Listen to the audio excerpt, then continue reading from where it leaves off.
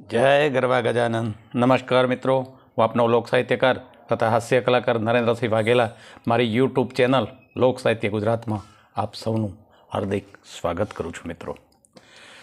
મિત્રો એક શિક્ષકે પૂછ્યું કે ભાઈ ઘડિયાળમાં 13 ટકોરા પડે તો કયો સમય થયો કહેવાય? તો ભૂરાએ આંગળી ઊંચી કરી એટલે કે બોલ ભૂરા। તો ભૂરો કે સાહેબ ઘડિયાળ રિપેર કરાવવાનું।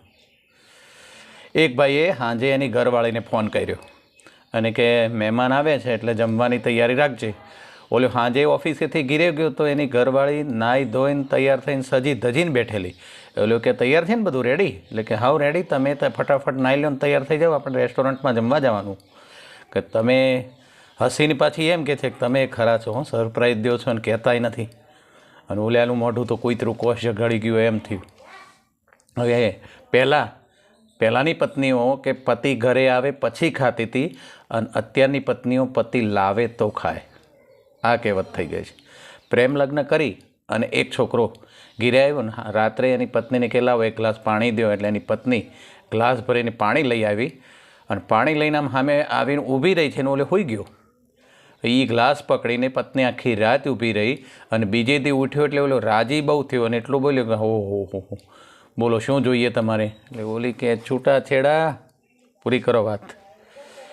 એક જણો કે મારી પત્નીની પતિવ્રતાની તો વાત જ ન જવા દો, મને જમાડ્યા વગર જમે જ નહીં, મારા વગર ખાય જ નહીં। તો કેમ? તો કે હું ઘીરે જાઉં અને પછી રસોઈ જાતે બનાવું ને એને મને બંને હારે પીરસીને જમવાનું, એટલે મારી વગર જમતી જ નથી।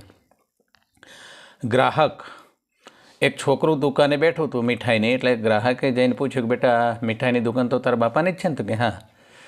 એટલે મેં મારા બાપાને જમવા છોડાવે છે। એટલે કે બેટા તું રોજ જમવા છોડાવે છે? તો કે હા। તો કે પછી આ મીઠાઈમાં જે ગુલાબજાંબુની બરણી ભરેલી છે, ગુલાબજાંબુની જે બરણી ભરેલી છે ને એ જોઈને તારું મન લલચાતું નથી? તને ઈચ્છા નથી થતી ગુલાબજાંબુ ખાવાની? કે અંકલ બહુ થાય છે, પણ મારા પપ્પા ગણીને જાય છે, એટલે હું એવું હોશિયાર છું કે એમાંથી એક ગુલાબજાંબુ ઉપાડીને ચૂસીને પાછું બરણીમાં મૂકી દઉં છું। અને ઓલિયાનું મોઢું કૂતરું કોશ ગળી ગયું એમ થયું કે મારા હાળા તારી દુકાનના 2-2.5 કિલો તો ગુલાબજાંબુ અમારું ઘર હોંશે ખાઈ ગયું। એક દુકાનદાર એક જણાને રસ્તા વચ્ચે ફટકારતો હતો, એટલે કોઈ રસ્તે જનારે કીધું કે શેઠ શું કામ મારો છો બિચારાને? એટલે કે સાહેબ આની જોડે હું પૈસા માગું છું એટલી વખત એમ જ કહે છે કે મારી ઘરવાળી દવાખાનામાં છે, મારી ઘરવાળી દવાખાનામાં છે, પૈસા દેતો નથી। પણ હવે ખબર પડી કે એની ઘરવાળી નર્સ છે। ભૂરો એની પાડોશણને લઈને રિક્ષામાં ભાગી ગયો અને બંને જણા ઉતર્યા એટલે ભૂરાએ પર્સ કાઢ્યું, આમ પર્સ કાઢીને પૈસા દેવા જતો હતો એટલે રિક્ષાવાળાએ કીધું તમે રહેવા દો, ભાડું આમના પત્નીએ બમણું દઈ દીધું છે, મને 2 ગણું ભાડું આમના પત્ની મને પહેલેથી દઈ દીધું છે। કારણ કે એ જો ઘરની લક્ષ્મી સ્ત્રી હોય, પત્ની હોય તો પુરુષ ભગવાન વિષ્ણુ અંતર્યામી ન હોય। એક જણાને ઘીરે મહેમાન આવ્યા કે અમારે એવો છોકરો જોઈએ છે કે જે કશું ખાતો પીતો ના હોય અને કોઈ જાતનું વ્યસન ન હોય, એકદમ શાંત। તો કે તમે ખોટા સરનામે આવી ગયા છો, તમારે તો આઈસીયુમાં જવું જોઈએ ને। એક જણાની છોકરાની હગાઈ થઈ ગઈ એટલે એણે મિત્રને ફોન લગાડ્યો, હલો આપણા દીકરાની સગાઈ થઈ ગઈ છે। કે શું વાત કરે છે? કે સરસ, સગા કેવા છે? તો કે આપણા જેવા। તો કે તોય કર્યું? આપણા જેવા છે તોય કર્યું? હવે ઘણાને હાથે કરીને કૂવામાં પડવાની ટેવ હોય છે, બોલો।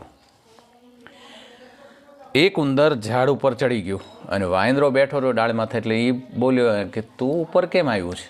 તું શું કામ ઉપર આવ્યું? એટલે ઉંદરે આમ મૂછું હરખી કરીને કીધું તું પૂછવાવાળો કોણ? સરપંચ થામાં હું ઉંદર શું કામ આવ્યું છે? એટલે હું દ્રાક્ષ ખાવા ઉપર આવ્યું છું। એટલે વાંદરો કે પણ આ તો આંબાનું ઝાડ છે, આ તો કેરી આવે। એટલે કે વાયડીનો થામાં હું દ્રાક્ષ હારે લઈને આવ્યો છું। જય માતાજી મિત્રો, મારી આવી જ શૈલી આપ સૌને પસંદ આવતી હોય ચોક્કસ મારી ચેનલને લાઇક, શેર અને સબસ્ક્રાઈબ કરશો મિત્રો। જય માતાજી, જય માતાજી।